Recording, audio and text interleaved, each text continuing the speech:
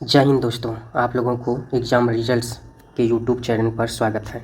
आज मैं फिर प्रतिदिन की भांति दैनिक समसामयिकी लेकर के आया हूं। तो चलिए पहले क्वेश्चन की तरफ बढ़ते हैं। पहला क्वेश्चन है, ग्लोबल जेंडर गैप इंडेक्स 2024 में भारत कौन सा रैंक पर है। तो भारत कौन सा रैंक पर है, तो 129वां रैंक पर है। भारत 129वां रैंक पर है। ध्यान दीजिए कि कह रहा है ग्लोबल जेंडर गैप इंडेक्स 2024 में भारत की रैंक क्या है, 129वां रैंक है। इसके डिटेल्स पढ़ लेते हैं। कहता है कि वर्ल्ड इकोनॉमिक फोरम ने हाल में ग्लोबल जेंडर रिपोर्ट जो 2024 पब्लिश की है, उसमें 146 में भारत कितने स्थान पर है, 129वें स्थान पर है।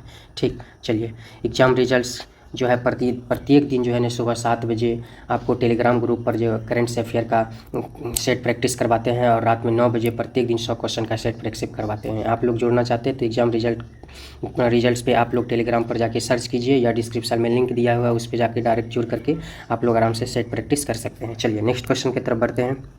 नेक्स्ट क्वेश्चन है कि अंतर्राष्ट्रीय खगोल संघ के मंगल ग्रह पर स्थित एक क्रेटर का नाम किसके नाम पर रखा गया, तो प्रोफेसर देवेंद्र लाल के नाम पर। किसके नाम पर, प्रोफेसर देवेंद्र लाल के नाम पर। कहता है कि मंगल ग्रह की सतह पर हाल में खोजे गए 3 गड्ढों यानी क्रेटर का नाम प्रसिद्ध भौतिक वैज्ञानिक दिवंगत देवेंद्र लाल और उत्तर भारत के 2 शहरों मुरसान और हिलासा के नाम पर रखे गए हैं। यह खोज वैज्ञानिकों की एक टीम द्वारा की गई, जिसमें यहाँ की भौतिक अनुसंधान प्रयोगशाला PRL के शोधकर्ता शामिल है। नेक्स्ट क्वेश्चन कहता है G7 शिखर सम्मेलन का आयोजन कहाँ किया जा रहा है, तो इटली में। जी शिखर सम्मेलन का आयोजन कहाँ किया जा रहा है, तो इटली में। चलिए देख लेते हैं। जलवायु परिवर्तन और चीन जैसे चिरस्थायी मुद्दे पर चर्चा की जाएगी। G7 एक अनौपचारिक मंच है जिसमें आर्थिक नीति और सुरक्षा मुद्दे पर चर्चा करने के लिए वार्षिक शिखर सम्मेलन होता है। इसके सदस्य Canada, France, Germany, Italy, Japan, United kingdom और संयुक्त राष्ट्र अमेरिका है।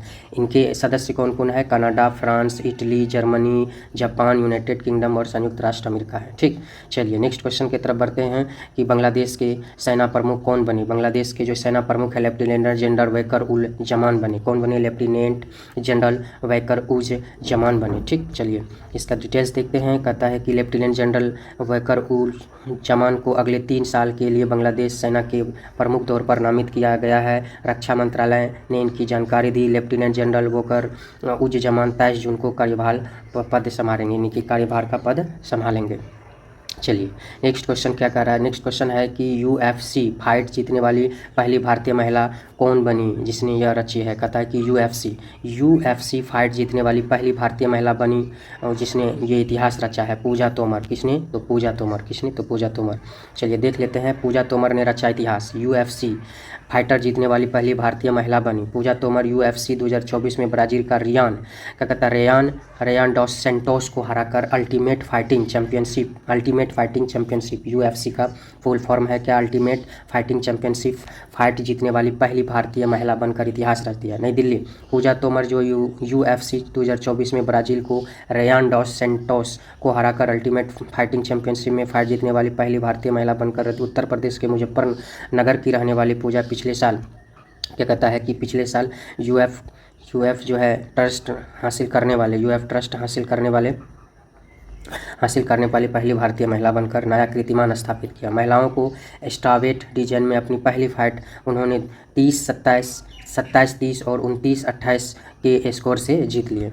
चलिए नेक्स्ट क्वेश्चन की तरफ बढ़ते हैं। नेक्स्ट क्वेश्चन है, मुंबई क्रिकेट एसोसिएशन के अध्यक्ष और न्यूयॉर्क में निधन हो गया, वो कौन थे, अमोल काले। मुंबई क्रिकेट एसोसिएशन के अध्यक्ष का न्यूयॉर्क में निधन हुआ, उसका नाम क्या था, अमोल काले। चलिए देख लेते हैं। कहता है कि मुंबई क्रिकेट एसोसिएशन के अध्यक्ष अमोल काले का न्यूयॉर्क में हार्ट अटैक से निधन हो गया। अमोल काले 47 वर्ष के थे। 2022 में ही MCA के अध्यक्ष थे और वो भारत पाकिस्तान के बीच T20 वर्ल्ड कप 2024 का मुकाबला देखने न्यूयॉर्क पहुंचे भी थे। चलिए देख लेते हैं। नेक्स्ट क्वेश्चन कह रहा है कि विश्व बैंक भारत में वित्त वर्ष 2025 में विकास अनुमान के कितना प्रतिशत है, 6.6%। कितना प्रतिशत, 6.6% बरकरार रखा। देख लेते हैं इसका।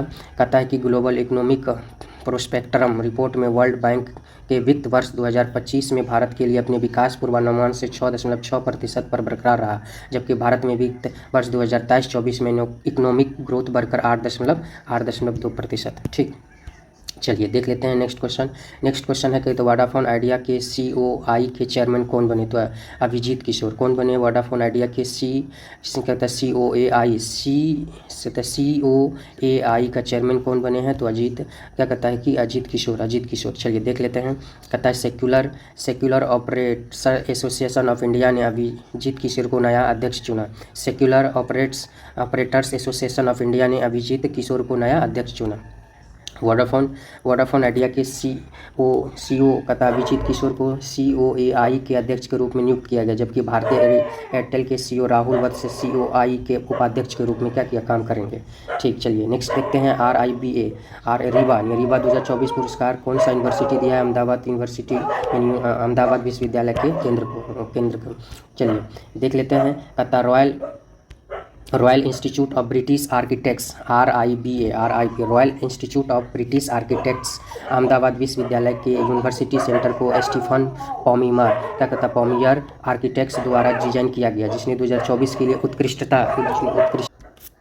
कि 2024 की उत्कृष्टता के लिए रिवा अंतर्राष्ट्रीय पुरस्कार जीता। यह पुरस्कार इसकी उत्कृष्टता, वास्तुकला, दूरदर्शी डिजाइन, सामाजिक प्रभाव का जश्न मनाते हैं। यह केंद्रीय गतिशील आदान प्रदान को बढ़ावा देता है और संस्था के परिवर्तनकारी शैक्षणिक लोकाचार के साथ तालमेल बैठाते हुए सुविधा प्रदान करता है।